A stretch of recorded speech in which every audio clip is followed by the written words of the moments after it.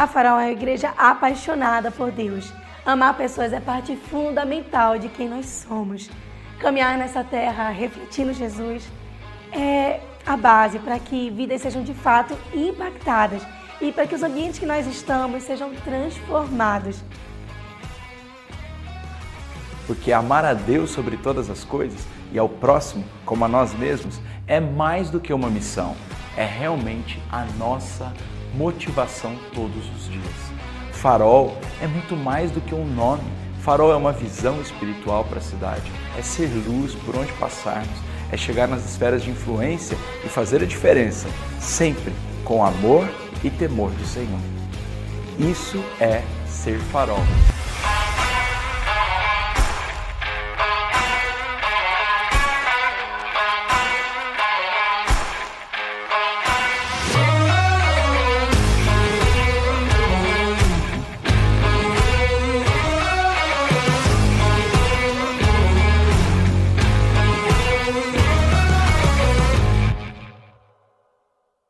Muito bom estar com vocês. Eu sei que vocês vêm aí de um tempo maravilhoso, né? Nesses últimos dias, Deus tem ministrado aos corações de vocês sobre esse tema tão relevante no meio de um mundo tão desequilibrado. As coisas estão bem desequilibradas aí fora, né, gente? Meu Deus, o que era certo ficou errado. E o que era errado ficou certo, né? E o Senhor sempre nos convoca, nos convida ao equilíbrio. E é muito bom estar com vocês aqui, revendo amigos queridos e juntos com a Igreja do Senhor. Eu e o João estamos gratos ao Senhor por estarmos aqui. E vamos encerrar aí esse ciclo falando sobre equilíbrio. Eu sei que vocês já receberam muito, mas o Senhor tem sempre algo novo para derramar sobre nós. Eu creio nisso. Amém? A Bíblia fala sobre equilíbrio como um princípio essencial para uma vida saudável, uma vida piedosa, uma vida sábia, né? E embora a palavra equilíbrio não apareça com frequência de uma forma explícita, os seus valores estão presentes na palavra de Deus, em diversas áreas: espiritual, emocional, relacional, financeira, na gestão do tempo.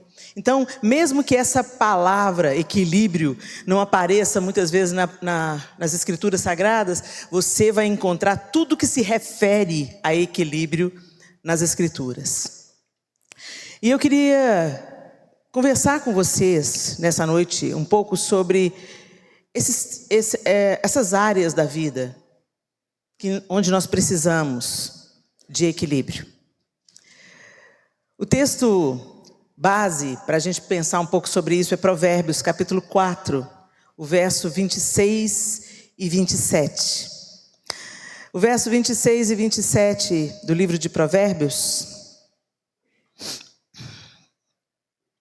diz assim, na Almeida Revista e Atualizada: pondera a vereda de teus pés, e todos os teus caminhos sejam retos. Não declines nem para a direita, nem para a esquerda. Retira o teu pé do mal. Eu gosto da Almeida Revista e Atualizada por causa dessa palavra. Pondera. Pondera. Pensa bem. Pondera a vereda dos teus pés. Presta atenção na vereda dos teus pés, no caminho que você está percorrendo. Que todos eles sejam retos. E num tempo de polarização, inclusive polarização política, quando a gente fala em direita e em esquerda, a gente logo assume o nosso lado, né? Mas o que a palavra está dizendo aqui é: não declines nem para a direita, nem para a esquerda, e retira o teu pé do mal. Isso está falando de equilíbrio. Equilíbrio. Nem tendendo demais para um lado, nem tendendo demais para o outro, mas tomando o caminho reto e tirando o nosso pé do mal. Equilíbrio. Bom, pensando em equilíbrio, quantas áreas da nossa vida são tomadas pelo desequilíbrio? Quantas vezes a gente entra num caminho onde falta o equilíbrio? uma área que nós precisamos de equilíbrio. É entre o trabalho e o descanso. Meu Deus, como a gente lida com pessoas que trabalham. Então, um mandamento mais fácil de quebrar é o tal do descanso. Sim ou não? A gente vive num tempo onde todo dia tem uma demanda, todo dia tem algo mais para fazer, uma urgência, uma correria, e a gente está sempre, parece que o tempo está acelerado, e se você sente um pouquinho para conversar com uma pessoa, ela fala assim, uau, parece que os dias estão mais curtos, parece que está tudo correndo, e embora os cientistas tenham acabado de constatar que o planeta Terra está girando um pouco mais rápido, então essa é uma constatação científica, é muito mais do que isso. A gente, 24 horas não chega agora para o nosso dia. Parece que está faltando tempo. E na verdade, não é porque o planeta Terra está rodando um pouquinho mais rápido. Na verdade é porque a vida se tornou urgente. Tantas coisas para a gente fazer, tantas questões para resolver. E a gente sempre tem a síndrome de super-herói. A gente sempre acha que a gente tem que dar conta de tudo. E a gente corre atrás disso. Não, eu tenho que trabalhar porque meu filho tem que estudar em tal escola, eu tenho que morar em tal bairro, eu tenho que dirigir o carro tal, eu tenho que trabalhar na igreja porque eu preciso de validar de alguma forma a minha salvação através do meu serviço. E aí a gente vai abraçando um tanto de coisas e a gente abraça as coisas com boas intenções. Mas em nome de abraçar tudo, a gente negligencia uma ordenança do Senhor, que é o descanso. O descanso não é opcional, gente. O Senhor falou para a gente descansar. E se Deus, onisciente, onipresente, onipotente, autoexistente, parou no 7º dia para descansar, o que te faz pensar que você não precisa descansar, querido? A síndrome de sermos Deus, né? Se Deus precisa, mas eu não preciso, eu dou conta. E aí, a gente pira. Vem o surto, vem o burnout, vem a exaustão, a irritabilidade e tantas outras coisas começam a brotar na nossa vida. E a gente pensa, mas Deus, por que o Senhor está permitindo que isso aconteça comigo? Não, Deus está permitindo porque você está colhendo o que você plantou. A palavra de Deus, lá em Êxodo, capítulo 20, Êxodo 20, no 9 e no 10, fala assim, você tem 6 dias na semana para fazer os trabalhos habituais, mas o 7º dia é o sábado do Senhor, seu Deus. Nesse dia, ninguém em sua casa fará trabalho algum, nem você, nem seus filhos e filhas, nem seus servos e servas, nem seus animais, nem os estrangeiros que vivem entre vocês. Aí tem a galera que fala assim que o Antigo Testamento... Não, gente, isso aí é Antigo Testamento. Antigo Testamento não vale mais não. É Antiga Aliança, hoje nós vivemos a Nova. Gente, Deus não mudou de personalidade. O Deus do Antigo Testamento é o mesmo Deus do Novo Testamento. O Antigo profetiza, o Novo cumpre. A palavra não está fragmentada, não. O Novo Testamento não invalida o Antigo Testamento, muito pelo contrário, ele confirma o Novo Testamento. E agora, reconciliados com Cristo, não mais escravos da lei, agora que nós entendemos que nós somos salvos pela graça, ainda mais nós queremos corresponder a esse amor absurdo que nos alcançou. Ainda mais nós queremos caminhar em obediência diante de Deus, e esse processo não se chama religiosidade, esse processo se chama santificação. E aí, quando a gente volta naquelas... Pois é, Antigo Testamento, mas você sabe que matar não pode. Está lá nos 10 mandamentos, não pode matar, não pode roubar, não pode adulterar. Você obedece isso tudo. Mas quando chega a história do... Você vai descansar... Isso. O dia que nós chamamos de dia do Senhor, que é o domingo, para muitos aqui é o dia de mais trabalho.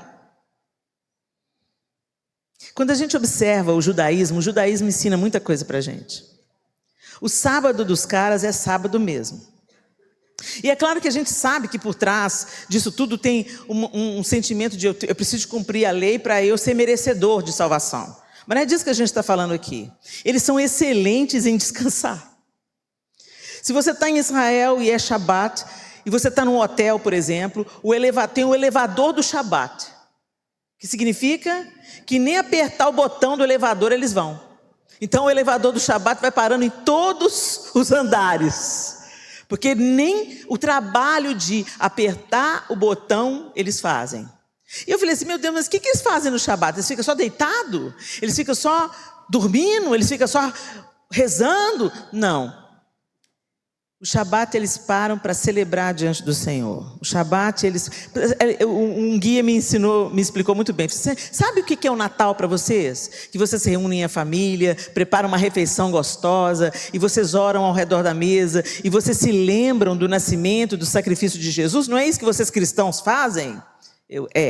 Bom, a história é muito mais longa do que você pode pensar, mas vamos resumir. Pois é, isso que a gente faz todo sábado. A gente reúne a família, a gente lê as escrituras, a gente ensina para a próxima geração em que nós cremos, nós afirmamos as verdades da Torá para os nossos filhos, para os nossos netos, nós honramos a mãe da família, a matriarca, porque é ela que cuida da casa, ela que cuida dos filhos. Então o pai lê o Provérbios 31 diante dos filhos, falando sobre a mulher virtuosa. Eu falei assim, é isso que vocês fazem no sábado? Não tem celular. A gente se assenta ao redor da mesa, olha nos olhos, partilha a refeição entre a família, entre os amigos, e trazemos à memória o que Deus fez por nós ao longo dos séculos e que Ele não mudou. E eu falei assim, uau! Eu não faço isso nem no sábado, nem no domingo. E aí a gente vê como é que a gente negligencia o descanso. O descanso não é apenas a gente não fazer nada. Não é sobre isso. O descanso é a gente se ocupar da presença. Tem uma música do Diante do Trono que eu particularmente gosto muito. E ela conta a experiência de Marta e Maria. Ela foi inspirada na experiência de Marta e Maria, mas fala muito sobre isso que a gente está falando aqui. A contemplação de Deus. Nós vamos nos tornar semelhantes àquilo que contemplamos. E o descanso é para a gente descansa em Deus. Descansa contemplando Deus. Não é sobre entretenimento. O dia do descanso não é o dia para fazer o churrascão, não é o dia para fazer só festa, para o dia de ficar de perna para o ar ou dormir até meio-dia. Não é desse descanso que a Bíblia está falando. Você vai parar suas atividades e você vai dedicar aquele dia todo aos pés do Senhor. Eu não quero estar aqui por obrigação. Eu não quero estar aqui por religião. Eu só quero estar aqui porque te amo.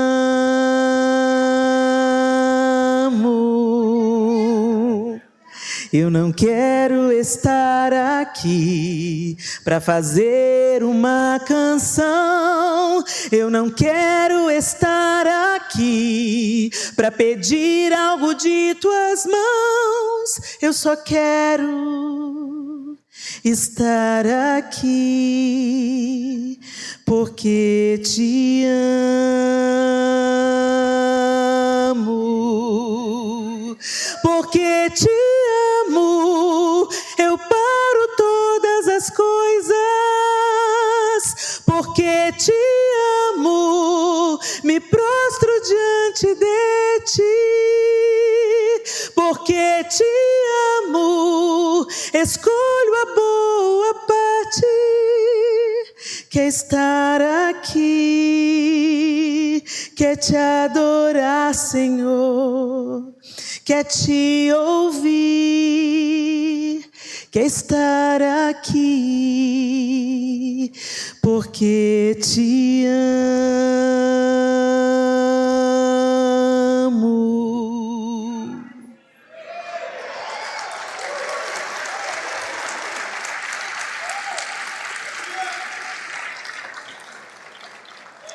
E para aqueles que pensam às vezes, isso é coisa do Antigo Testamento. Gente, vale a gente lembrar que Jesus era judeu.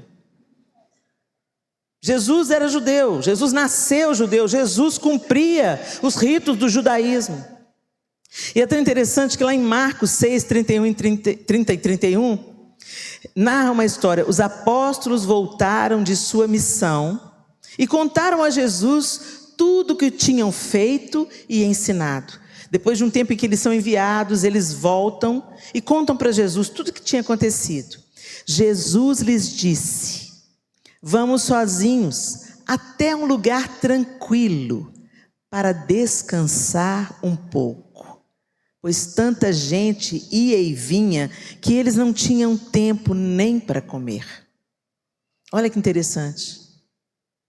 Às vezes Jesus pensava, não, eu tenho pouco tempo, meu ministério começou agora, eu tenho pouco tempo para cumprir a minha missão, bora trabalhar, gente, vamos embora, vamos atender mais gente, tem gente indo, vindo, vamos embora. Mas Jesus convida eles, vamos para um lugar tranquilo, para descansar um pouco. E nós precisamos de encontrar esse equilíbrio.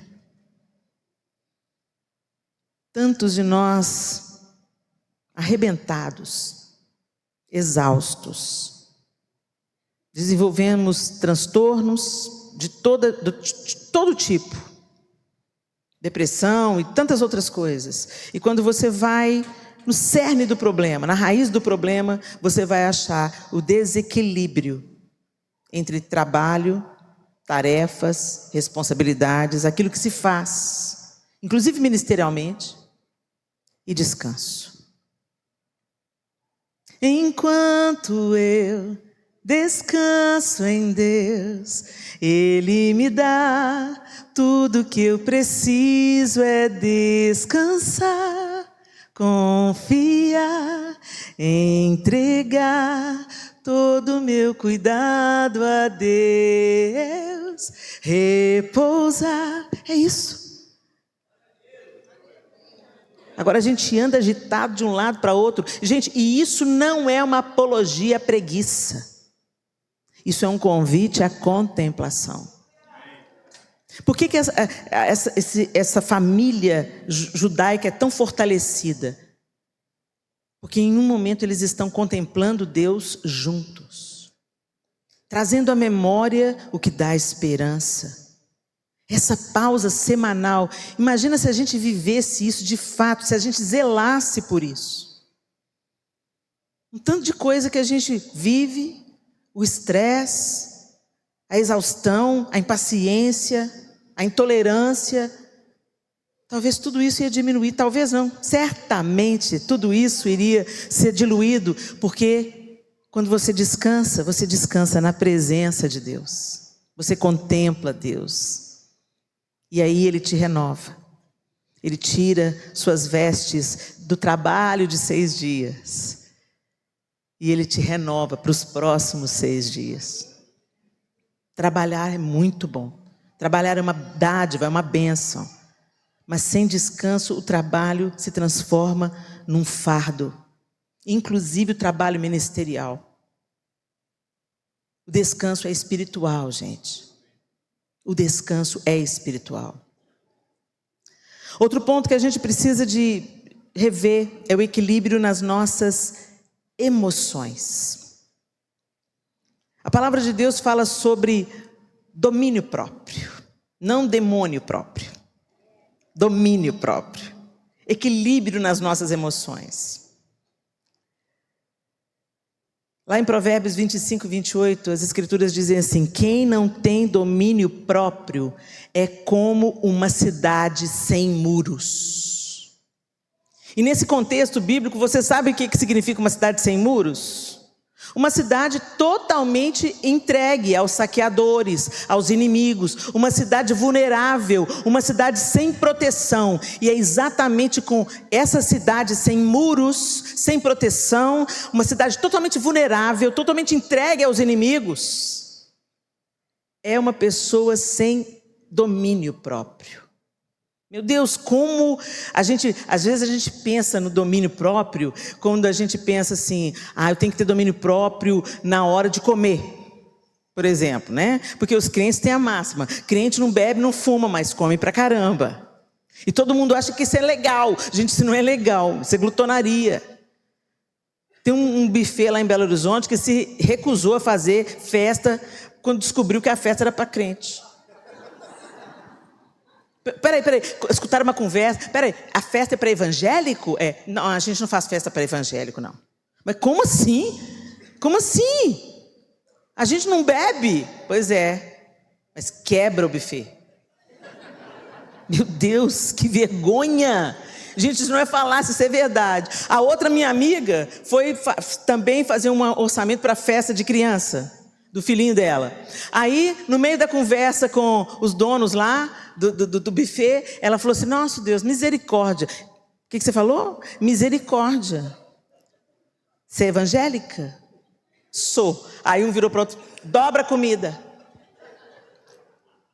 Para evangélico o cálculo é outro, minha querida. Jesus, tem misericórdia.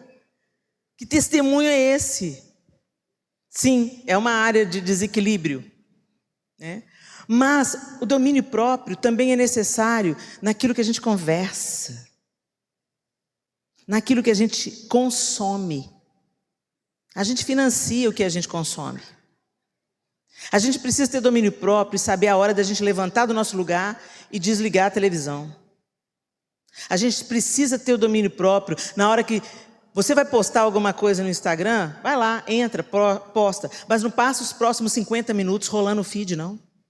Bisbilhotando a vida dos outros. Um tanto de gente tá bem, tá feliz, o dia tá jóia. Aí entra no Instagram e começa a rolar o feed. Daqui 50 minutos você tá azedo, você tá amargo, você tá abalado, dependendo do que você viu lá. A gente precisa de ter domínio próprio. E isso fala de equilíbrio emocional. Aquilo que me faz mal, eu não quero para mim. Então, se eu consumir determinado tipo de conteúdo, vai me fazer mal, para que eu vou lá consumir? Aquilo vai me desestruturar emocionalmente. Vai provocar ira, vai provocar inveja, vai provocar a cobiça, vai provocar a comparação. Então nós precisamos de domínio próprio, e o domínio próprio, que é o fruto do Espírito, isso vai trazer equilíbrio emocional para a nossa vida. Às vezes a gente pensa que o equilíbrio emocional é alguma coisa assim, toma um remedinho, que se equilibra emocionalmente. Gente, até o remédio, glória a Deus pelo remédio, glória a Deus pelos psiquiatras, pelos terapeutas, pela doutora Ilma na minha vida, glória a Deus. É maravilhoso. Mas um psiquiatra, se você está tomando remédio, ele vai falar: o remédio não vai resolver o seu problema. Ele vai aliviar os sintomas por um tempo, mas você precisa fazer terapia, você precisa investigar o cerne do problema, você precisa ir na raiz do problema, você precisa tratar a raiz, você precisa reorganizar a sua agenda, você precisa ver aquilo que está te adoecendo emocionalmente. E quando você vai fazer uma revisão, muito que está te adoecendo emocionalmente, às vezes é o desequilíbrio no trabalho, é a ausência de descanso, mas é também o desequilíbrio naquilo que você assume, às vezes as questões familiares, você puxa tudo para você absorve o problema de todo mundo, da sogra, do sogro, do sobrinho, do neto. Gente, a gente não é super-herói. Graças a Deus que a gente serve ao super-herói. Ele dá conta de tudo, a gente não. Então a gente precisa realmente pedir para o Espírito Santo desenvolver isso em nós, lá em Gálatas 5, 22, 23. Mas o Espírito produz este fruto: amor, alegria, paz, paciência, amabilidade, bondade, fidelidade, mansidão e domínio próprio. Não há lei contra essas coisas.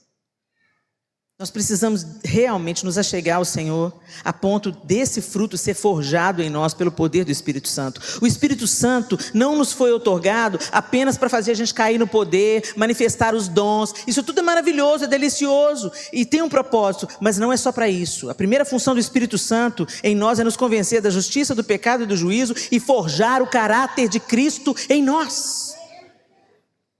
Às vezes a gente faz campanha para tudo, mas não faz a campanha para ter domínio próprio, para fofocar menos, para ter mais paciência. O Espírito Santo produz em mim esse fruto de paciência, de amabilidade. Eu preciso ser mais gentil, Espírito Santo. Na minha força eu não consigo muito tempo não, mas o Senhor em mim pode produzir esse fruto. Me enxerta mesmo, Senhor, que a seiva da sua vida nutra a minha vida. E isso vai trazer, sem dúvida alguma, equilíbrio nas nossas emoções. Com as emoções desequilibradas, meus irmãos, um abismo vai chamando outro abismo. Nós perdemos o prumo para tudo. Passamos a gritar com os filhos, com o cônjuge. Não temos forças para sair de uma cama. Comemos como se não houvesse amanhã. Incorremos em outros vícios. Às vezes a gente pensa que vício é só cigarro, droga e bebida. Não, tem outros vícios. E a gente está indo buscar alívio naquilo que é só temporário. Nós precisamos de buscar cura e equilíbrio no Espírito Santo. Busque a cura, para que o Espírito Santo controle as suas emoções. Você não é escravo das suas emoções. As emoções são legítimas, são nos confiadas por Deus. Graças a Deus é tão importante a gente ter sensibilidade, empatia, a gente sentir alegria, a gente também sentir indignação. Tudo isso é legítimo. Mas não são as emoções que nos governam. É o Espírito que comanda as nossas emoções. Um outro desequilíbrio, uma área de desequilíbrio, é a área espiritual. Você já conhece uma pessoa assim que ela quer ser mais santa que Jesus? Já conheceu alguém assim? Eu desconfio de gente assim. Eu desconfio daquela pessoa que só fala de Bíblia 24 horas por dia. Tudo é pecado. Tudo é sangue de Jesus tem poder. Está amarrado. E tá, sabe, vê pecado em tudo. Critica todo mundo. Ou então é aquele que fala assim, Jesus já fez tudo. Não preciso fazer mais nada. É pela graça. Ou é um extremo ou é outro. É a falta de equilíbrio, né? E a Bíblia fala que Jesus veio cheio de graça e verdade. Graça e verdade. A graça, ela vem daquela consciência, né? De que nós não podemos sozinhos, mas se ela está no desequilíbrio, ela dá entrada para a permissividade. Então é aquela pessoa que é graça, então tá bom, eu não preciso fazer mais nada. O Senhor me ama mesmo. Eu não preciso fazer mais nada, já que o Senhor me alcança pela graça. Jesus já pagou o preço, eu não preciso pagar preço mais nenhum, então vou viver minha vida, gente. Deus tem mais coisa importante para fazer. O Senhor não está interessado no tamanho da minha saia, se eu estou namorando uma pessoa do mesmo sexo ou não.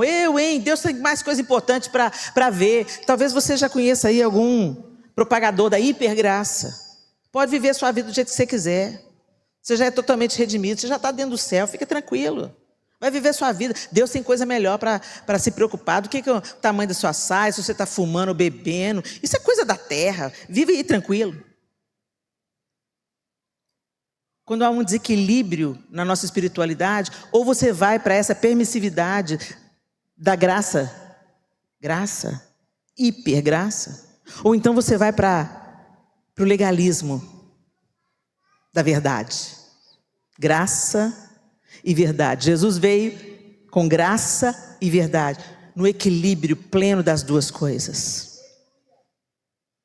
Gracioso, mas andava, ia na casa dos pecadores, comia com eles. Tem gente que fala, não entro na casa de fulano, sangue de Jesus tem poder. Gente, Jesus entrava e sentava em qualquer mesa, e aquela mesa nunca mais era a mesma coisa. E a gente acha que a gente é tão santo, que não pode mais. Eu não vou mais na casa, na festa de fim de ano da família, não. Aquele povo beberrão.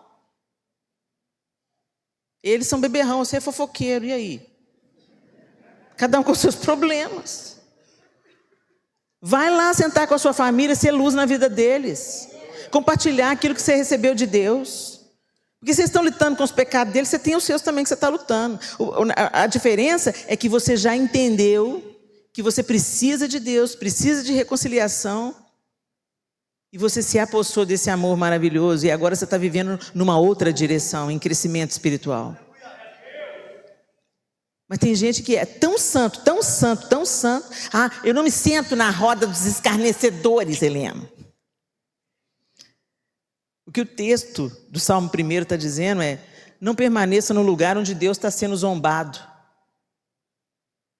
Onde os ensinos de Deus estão sendo ridicularizados. Se levanta e sai da roda, não participe da zombaria, não ria junto com as piadinhas impuras. Mas não está falando para você se isolar, não. E esse desequilíbrio, gente, misericórdia, ele está tão verdadeiro no nosso dia a dia. Eu me lembro quando eu conheci o João, a gente foi tocar num casamento juntos. O João ainda não era nascido de novo. E depois que a gente cantou nesse casamento, ele era tecladista, tocou pra gente o casamento de uma prima de uma amiga nossa, que ela pediu pra gente cantar no casamento, que a prima não tinha ninguém para tocar. Juntamos uma turma do colégio e fomos lá cantar no casamento da moça. Aí, depois do casamento, fomos para a festa, fomos convidados para a festa. Chegamos na festa, eu sentei com o João Lúcio e começamos a conversar, nos conhecer um pouco melhor. A gente já tinha sido apresentado e a gente queria se conhecer um pouco melhor e começamos a conversar. O João virou para mim e falou assim: ô Helena, você é crente? Eu falei assim: sou. Não parece, não. Eu, o quê? Por que não parece? Aí ele falou assim: você está conversando comigo legal, assim, normal?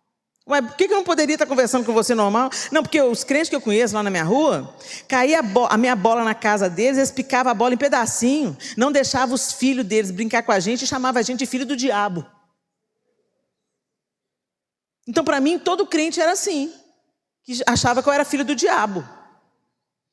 Eu, não é bem assim, não, desculpa aí, não é bem assim.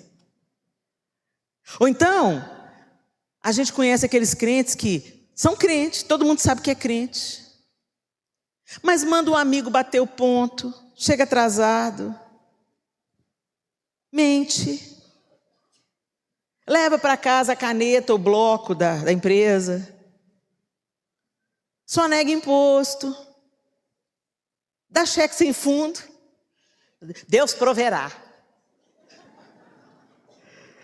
Atrasa o pagamento do cartão, se endivida, está sempre enrolado. Você conhece o crente enrolado?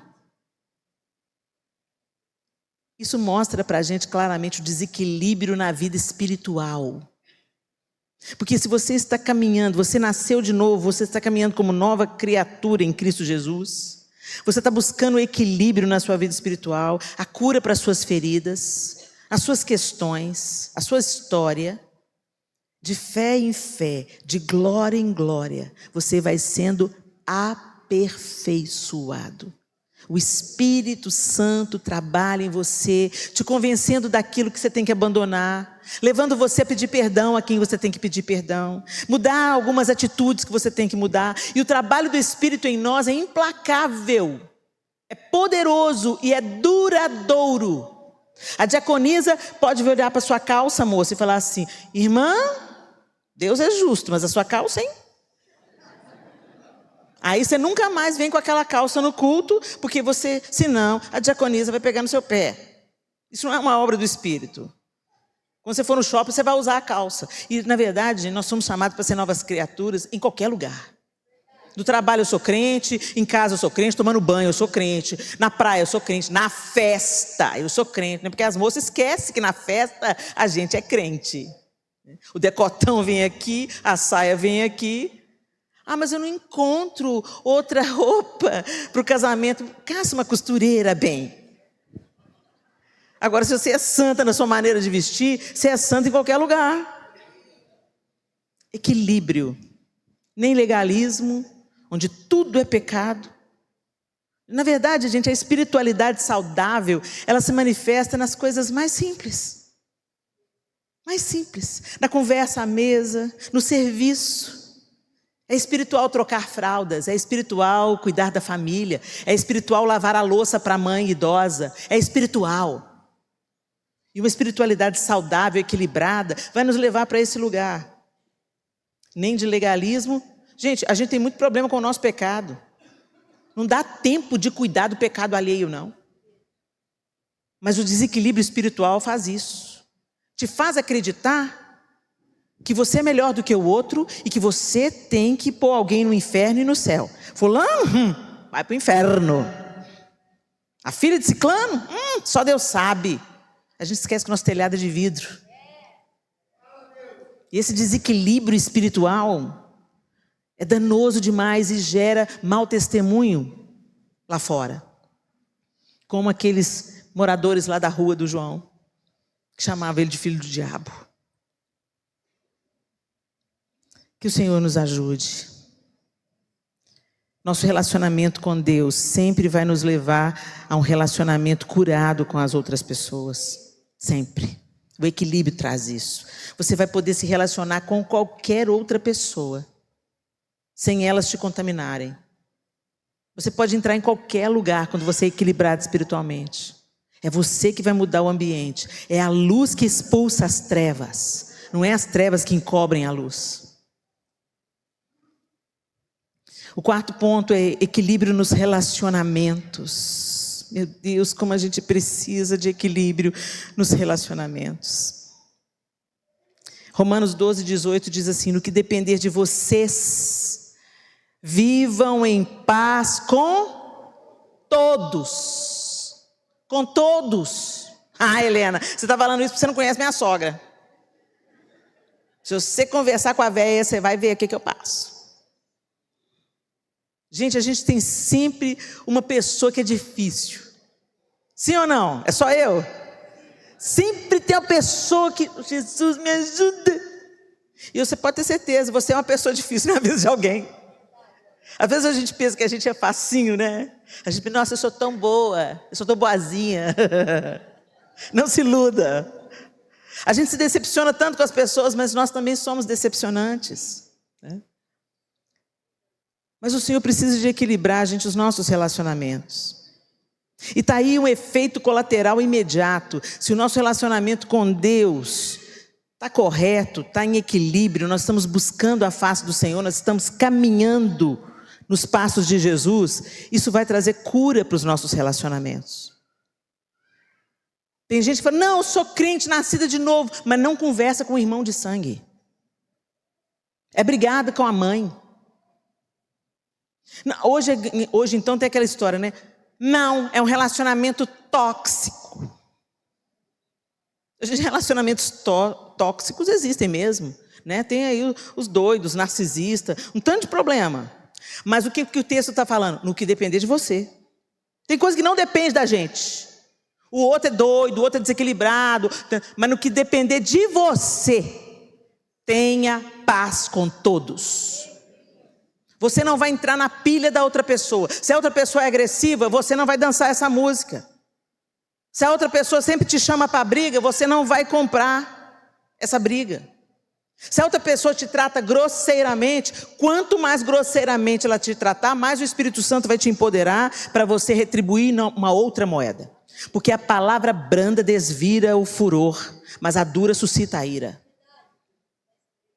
Quando nós estamos procurando esse equilíbrio com o nosso próximo, quando você está vivendo isso com Deus, não é qualquer coisa que vai te jogar no chão, não. Não é qualquer coisa que vai fazer sua ira inflamar, não.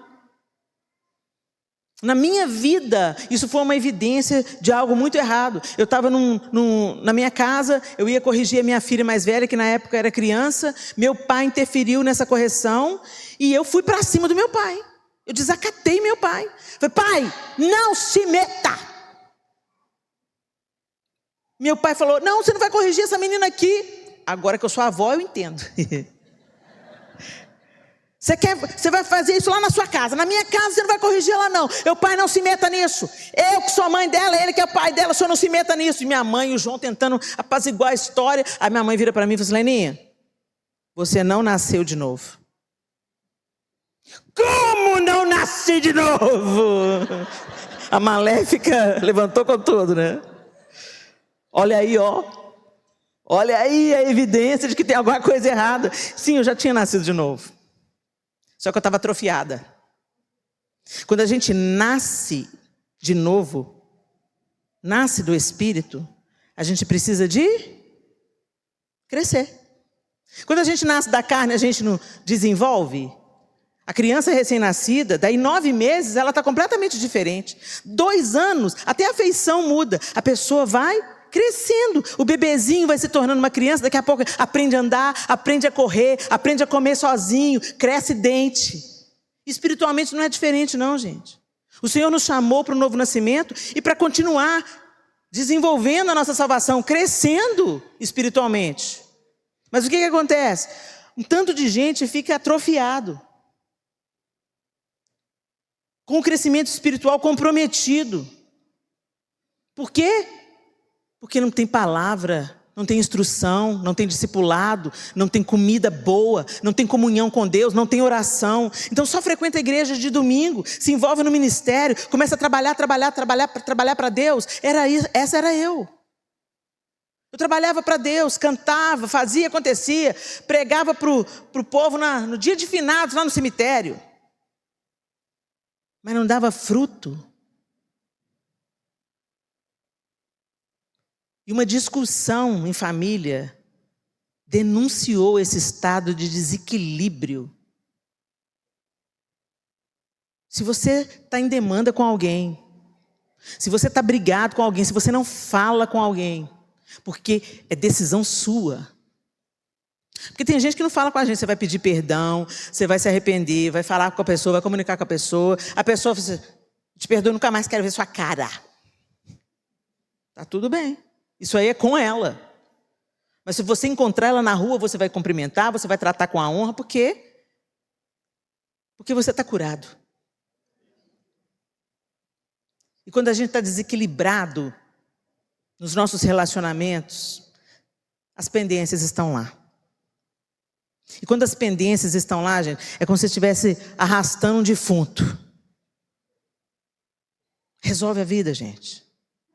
Perdoa o que você tem que perdoar. Pede o perdão que você tem que pedir. Libera o que você tem que liberar. Vira essa página.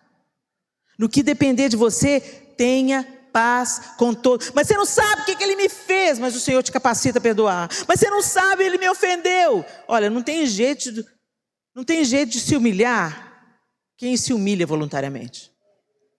Não tem jeito de você jogar uma pessoa no chão se ela voluntariamente se deita. Você não consegue derrubar ela. Muitos dos problemas relacionais, do desequilíbrio relacional que a gente tem é por causa de orgulho. A gente não quer saber de consertar. E outra, a gente transfere a culpa para o outro. É só o outro que é maldito, o outro que é desequilibrado, o outro que é orgulhoso, o outro. Tem gente que fica aí, ó, arrastando o pai e a mãe. Porque meu pai abandonou. Porque minha mãe gritava comigo. E vai. A vida está rolando, mas a pessoa está toda agarrada, toda encalacrada, porque não perdoa a mãe e o pai. Fica carregando essas histórias. E esses desequilíbrios nos relacionamentos se tornam paralisantes.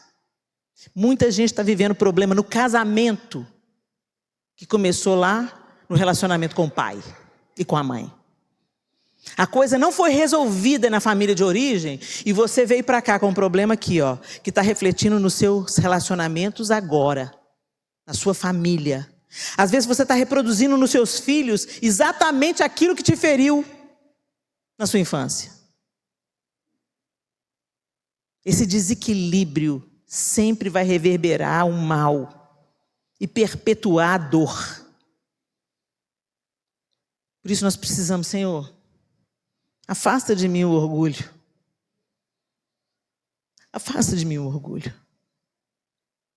Que eu decida perdoar como eu sou perdoada. Todos os dias eu sou perdoada. Todos os dias a sua misericórdia se renova sobre mim. E o Senhor é perfeito. E olha para mim tão imperfeita. E me perdoa. Quem sou eu para não perdoar o meu semelhante? Sim, se você vive numa situação onde você tem contato com uma pessoa que é desequilibrada, você não vai se colocar no lugar de permanecer sendo abusado, é óbvio. Mas você não vai prosseguir com essa pessoa atrelada a você pela amargura, pelo rancor, pelo ressentimento. Vocês entendem isso, gente? Equilíbrio financeiro. Eu acho interessante o que está em Provérbios 30, 8 e 9. É uma oração. Primeiro, ajuda-me a ficar longe da falsidade e da mentira.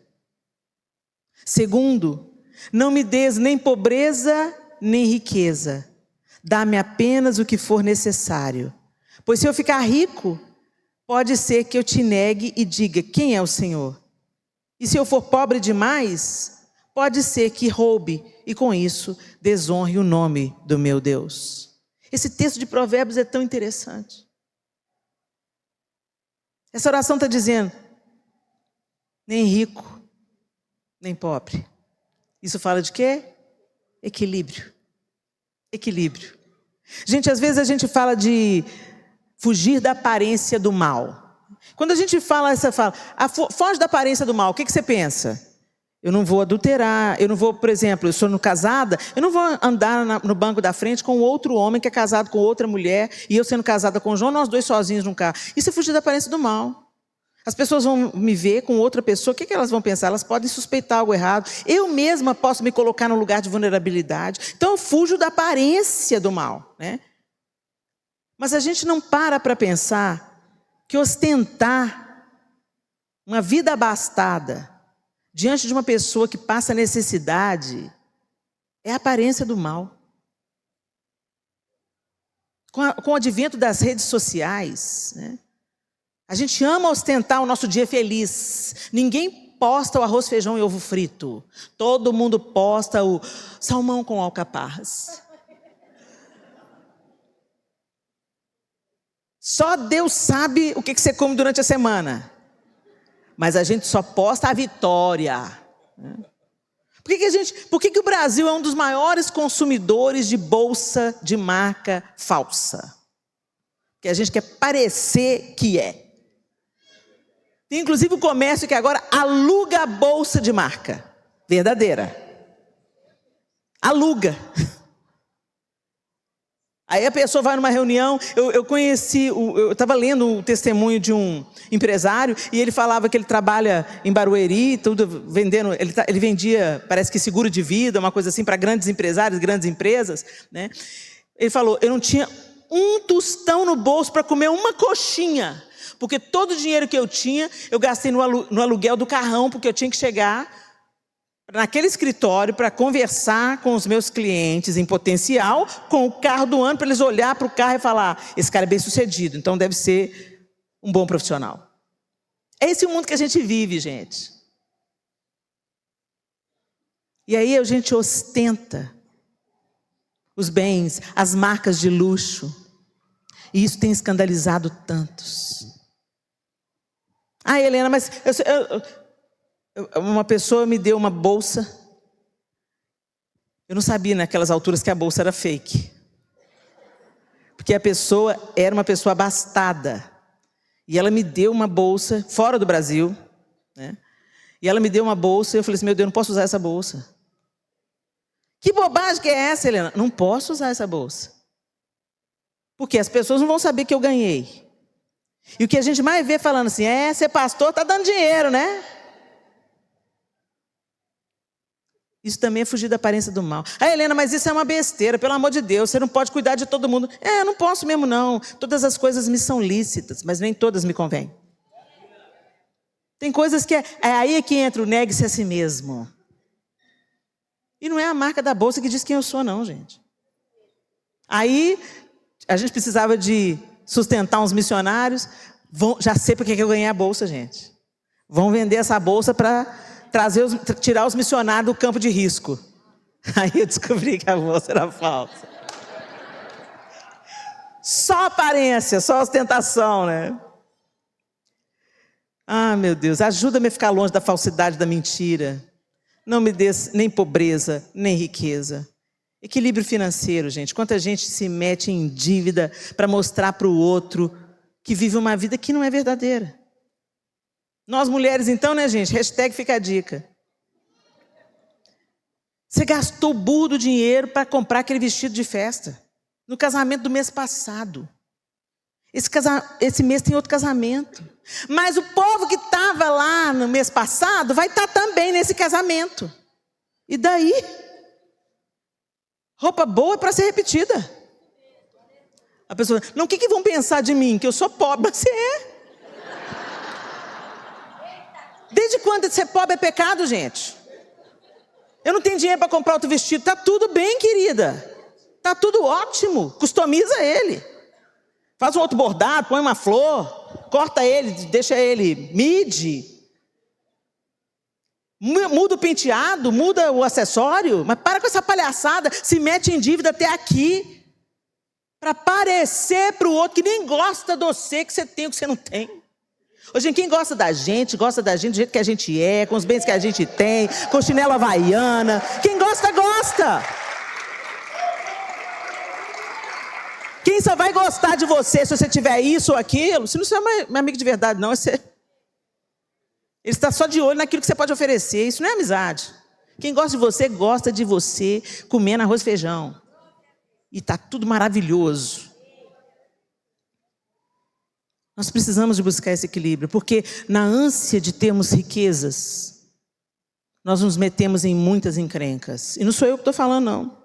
A Bíblia diz lá em 1 Timóteo 6, 9 e 10, mas aqueles que desejam enriquecer, caem em tentações e armadilhas, e em muitos desejos tolos e nocivos, que os levam à ruína e à destruição.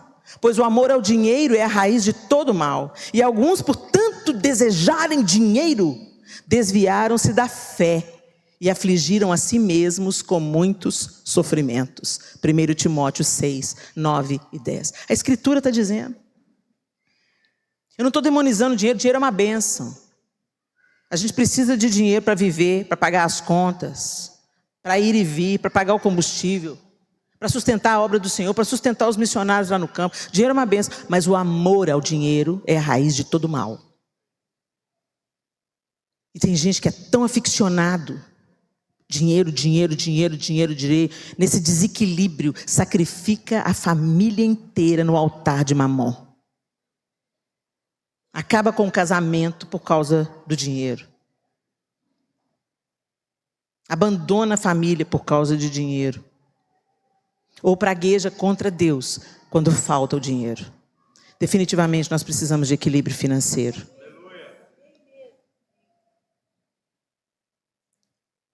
Estabeleça um caminho reto para os seus pés. Permaneça na estrada segura e não se desvie nem para a direita nem para a esquerda. Não permita que seus pés sigam o mal. Feche os seus olhos.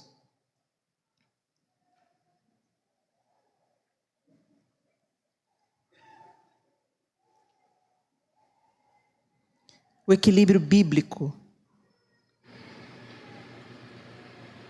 não é viver no meio termo, por medo de escolher, mas é viver centrado em Deus, com sabedoria, com moderação e com propósito.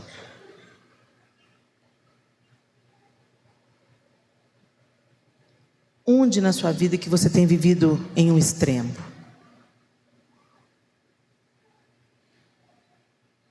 Certa vez eu escutei uma frase que diz tudo: todo extremo é beira. Todas as vezes que a gente está no extremo de alguma coisa, a gente está à beira de um abismo, à beira de um colapso, à beira de uma enfermidade, de uma exaustão, de um bug. Que área da sua vida, meu irmão, minha irmã, precisa ser realinhada com o padrão bíblico de equilíbrio?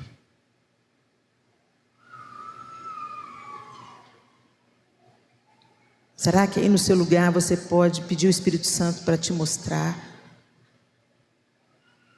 qual é a área da sua vida que você precisa de revisitar e ajustar com a ajuda do Espírito Santo?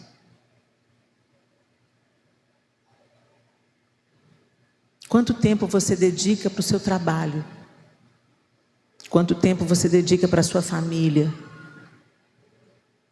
Para o serviço na casa do Senhor? Quanto tempo você dedica ao descanso? Essa é o primeiro tópico aqui, não é à toa, porque é o lugar onde a gente mais negligencia o equilíbrio.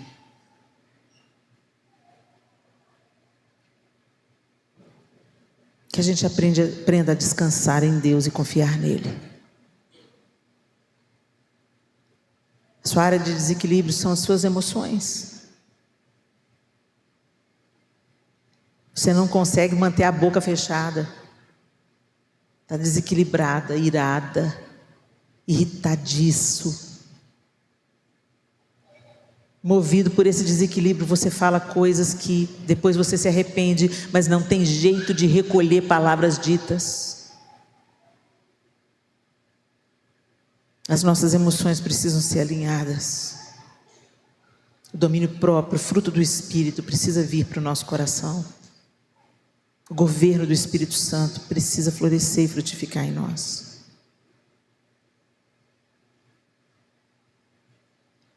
Será que você está vivendo como Jesus, cheio de graça e de verdade? As duas coisas em equilíbrio? Ou você está pendendo para o legalismo? Ou para a permissividade?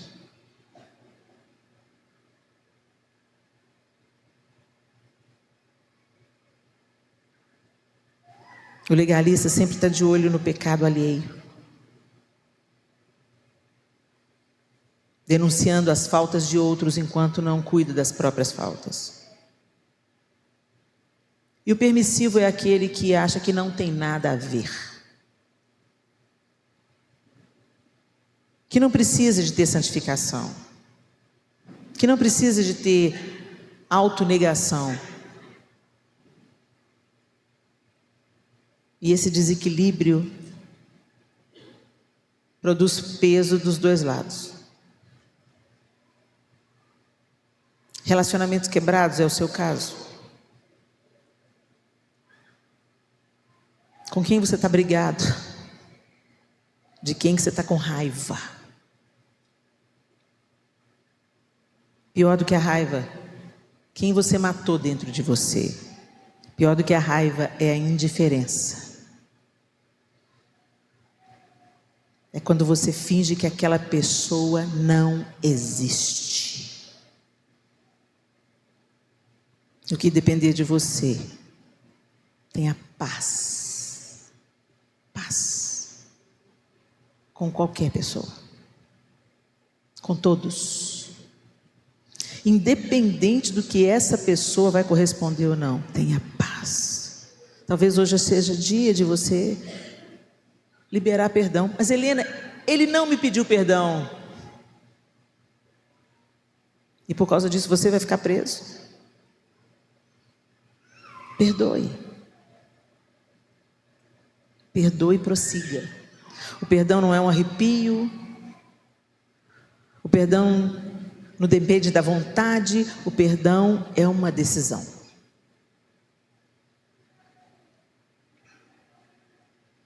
É alguém que você precisa pedir perdão. Você tem consciência que você ofendeu, que você traiu, que você enganou, que você lesou. Você precisa pedir perdão. O que depender de você. Gente, o Senhor leva isso tão a sério, que Ele fala: ao trazeres ao altar a tua oferta, e ali te lembrares que alguém tem alguma coisa contra você, deixa a tua oferta no altar. Primeiro reconcilia-te com Ele, depois volta e oferece a tua oferta. O Senhor leva isso a sério. O nosso equilíbrio relacional. O que você precisa consertar, conserte. Que você não continue manco e desequilibrado nos seus relacionamentos. Que as suas finanças sejam alinhadas, em nome de Jesus. Que as compulsões por compras, consumo, as sonegações, os gastos excessivos sem ordem, a falta de organização financeira, a negligência naquilo que o Senhor estabeleceu como fidelidade. O Senhor não precisa do nosso dinheiro, definitivamente. Mas nós precisamos de lembrar ao nosso coração quem é o dono da nossa vida. Não é Mamon que é o dono da nossa vida. Quando nós entregamos os nossos dízimos, a gente está decretando a nossa confiança em Deus. Ah, mas esses 10% pode fazer falta. Mas eu confio em Deus. Ele cuida de mim. Eu não sou dominada pelo dinheiro. A gente quer que Deus seja fiel para nós equilibrarmos a nossa vida financeira, mas nós não somos fiéis na devolução ao Senhor. Ou a gente fica falando, nossa, mas pastor, é isso. Gente, a partir do momento que eu depositei meu dinheiro no gasofilácio, não é problema meu. Quem pegou esse dinheiro é que vai ter que dar responsabilidade, vai ter a responsabilidade de gerir esse dinheiro diante de Deus, porque vai prestar contas a Deus esse dinheiro. Já não é comigo, a minha parte é obedecer. Saber que eu estou numa igreja séria é a primeira parte.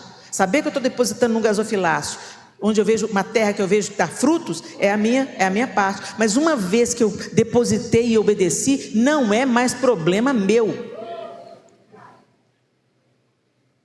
E muitas pessoas falam, não, eu mesmo vou administrar o dízimo. E às vezes você não entende por que a sua vida está toda embaraçada financeiramente.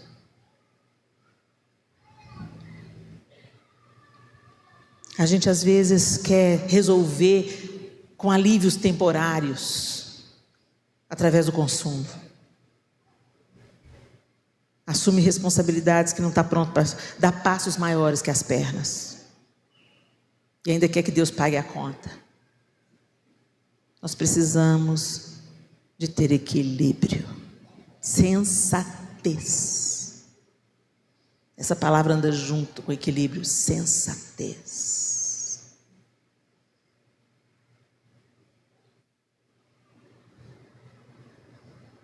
Pondera a vereda de teus pés. Pensa aí no seu lugar. Por onde você tem caminhado? Essas foram algumas áreas, mas você pode pensar em outras que estão em desequilíbrio na sua vida. Talvez o emocional, o espiritual, o relacional. Todas essas áreas, sim. Você pode pensar em alguma outra?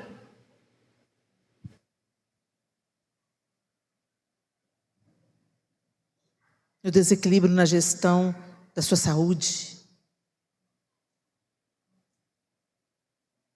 Come errado, não se exercita.